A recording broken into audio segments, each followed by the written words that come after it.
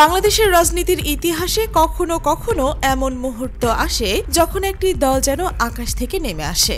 প্রত্যাশার আলোয় ঝলমলে তরুণদের স্বপ্নে ভরা, পরিবর্তনের আহ্বানে উদ্বুদ্ধ।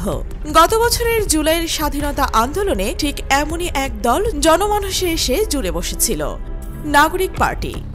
এই নামটি তখন শুধু একটি রাজনৈতিক প্রতিষ্ঠানের নাম নয়, এটি ছিল এক নবযুগের প্রতীক। কিন্তু কি অদ্ভুত নিয়তি, মাত্র কয়েক মাসের মধ্যেই সেই প্রতীক যেন ধুলোয় মিশে গেছে। আজ তারা শুধু জনগণের কাছে অহেতুক উটকো, এমনকি বিরক্তিকর পর্যন্ত হয়ে উঠেছে।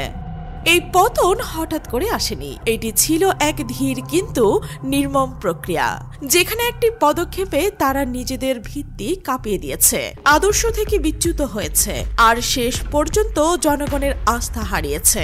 আর সবচেয়ে বেদনাদায়ক হলো, যাদের কাছ থেকে তারা সবচেয়ে বেশি সমর্থন আশা করেছিল, শিক্ষিত তরুণ প্রজন্মের কাছ থেকেই তারা সবচেয়ে বড় প্রত্যাখ্যান পেয়েছে।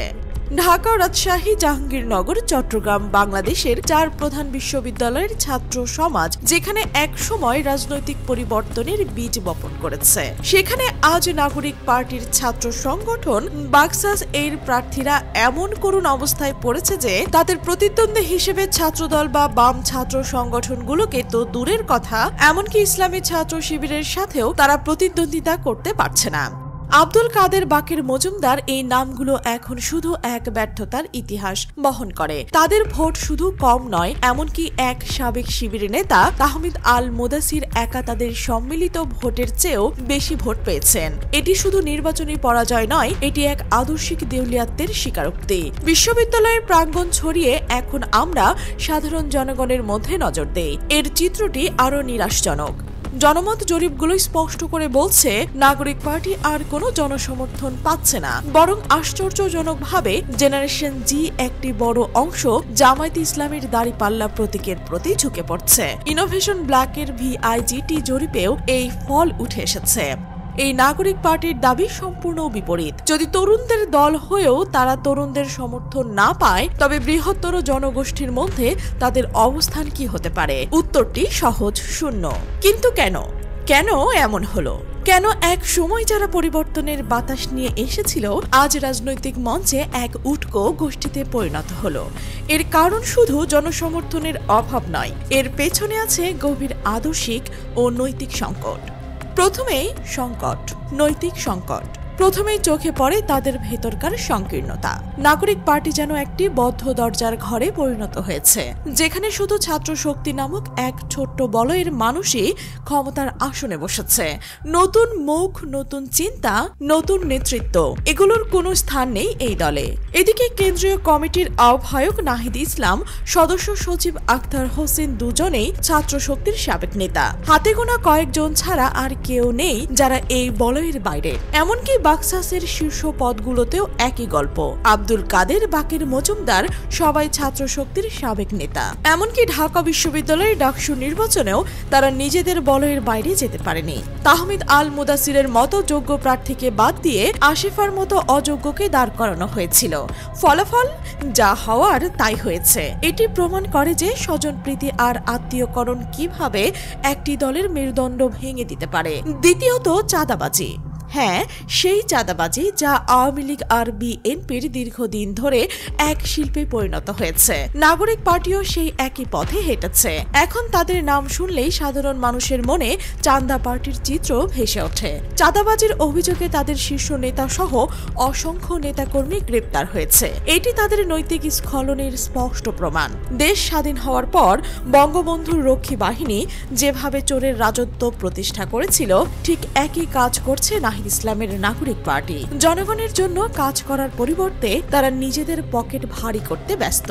তৃতীয়ত, আদর্শগত হীনমন্যতা। তারা ৭১-এর চেতনা নিয়ে কথা বলে, কিন্তু সেই চেতনাকে নিজেদের সুবিধা মতো ব্যাখ্যা করে। রবীন্দ্রনাথের চেতনা নিয়ে কথা বলে, কিন্তু গণ অধিকারের মুখোমুখি হয়ে তাদের আদর্শিক অসঙ্গতি স্পষ্ট হয়ে ওঠে। একদিকে প্রগতিশীলতার বলি, অন্যদিকে কোনো প্রগতিশীল কর্মকাণ্ডই নেই। এই আদর্শিক সংকটই তাদের জনগণের কাছ থেকে দূরে ঠেলে দিয়েছে। হয়েছে। চতুর্থত অসততা। তারা যখন নাগরিক কমিটি গঠন করেছিল তখন বারবার বলছিল এটি কোনো রাজনৈতিক দল নয়, শুধু একটি প্রেসার গ্রুপ, কিন্তু মাত্র 2 মাসের মধ্যেই সেটি নাগরিক পার্টিতে রূপান্তরিত হয়েছে। এটি কি জাতির সাথে সুস্পষ্ট প্রতারণা নয়? আবার শুরুতে তারা জামায়াতের সাথে কাজ করছিল, কিন্তু পরে শিবিরের আলী আহসান জুনায়েদ ও রাফি সালমান রিফাতকে বাদ দিয়েছে, মাদ্রাসার আলেমদেরও বাদ দিয়েছে। এটিও কি প্রতারণা নয়? এই সব কারণেই তারা আজ এক উটকো অনির্ভরযোগ্য ভাই ব্রাদার ইজম গ্রুপে পরিণত হয়েছে। তাদের লক্ষ্য এখন শুধু ক্ষমতা ধরে রাখা, সম্পদ লুটপাট করা, আর এই উদ্দেশ্যে তারা জামায়াতে ইসলামকে সাথে নিতে চায়। কিন্তু জামায়াত কেন এমন দলের সাথে যাবে?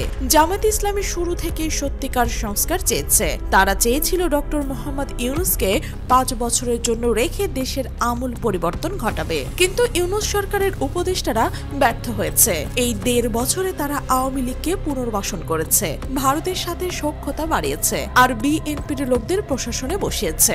এমনকি ইউনূস নিজেও তারেক রহমানের সাথে বৈঠক করেছেন। তাহলে জামায়াত কেন এই সরকারকে রাখার জন্য মাঠে নামবে? আসলে জামায়াতের হারানোর কিছুই নেই। তাদের লক্ষ্য শুধু ক্ষমতা নয়, বরং দিন কায়েম করা। তারা 5 আগস্টের পরেও ক্ষমতা নেয়নি, কারণ তারা চোরাই পথে দেশ দখল করতে চায়নি। এখন জামায়াত জনপ্রিয়তার শীর্ষে, সব জরিপে তারা বিএনপির কাছাকাছি। তাহলে কেন নির্বাচন পিছিয়ে তারা দেশ অস্থির করবে? নির্বাচন হোক ফেব্রুয়ারিতেই। মানুষ যদি বিএনপিকে বেছে নেয় তবে নেবে, কিন্তু মানুষের মনোভাব উল্টো হতে পারে। সব দল দেখা শেষ দাঁড়িপাল্লার বাংলাদেশ, এই স্লোগানে এখন গ্রামগঞ্জে ছড়িয়ে পড়েছে। তাহলে জামায়াত কেন নাগরিক পার্টি আর উপদেষ্টাদের আরামের হাতিয়ার হয়ে থাকবে? নাহিদ ইসলাম জামায়াতকে প্রতারক বলেছে। হায় রে, হাজারো শহীদ যে দলের, সেই দলটাই নাকি প্রতারক। সংস্কার কমিশন এখন বিএনপির আটাখানা, সেখানে জামায়াত নির্দলীয় সংস্কারের চেষ্টা করছে, কিন্তু নাহিদরা জামায়াতকে দোষারোপ করছেন। আসলে নাহিদ সালাউদ্দিনের পায়ে পড়ে কয়েকটা আসন নিশ্চিত করতে চান, তাই তিনি জামায়াতকে দোষারোপ করছেন। অনেকেই বলছেন জুলাই সনদের স্বাক্ষর করা জামায়াতের জন্য সঠিক সিদ্ধান্ত ছিল। এই সিদ্ধান্তের কারণেই নাহিদরা মাঠে মারা গিয়েছে, তাই এখন তারা জামায়াতের পেছনে লেগেছে। কিন্তু ইউনূসকে তারা প্রতারক বলে না, শুধু ডক্টর শফিককেই বলে। এই জন্যই অনেকে বলছেন জামায়াতের সিদ্ধান্ত নিয়ে সমালোচনা করবেন না, জামায়াত আপনার চেয়েও বেশি বোঝে, তাই কেন্দ্রকে সিদ্ধান্ত নিতে দিন।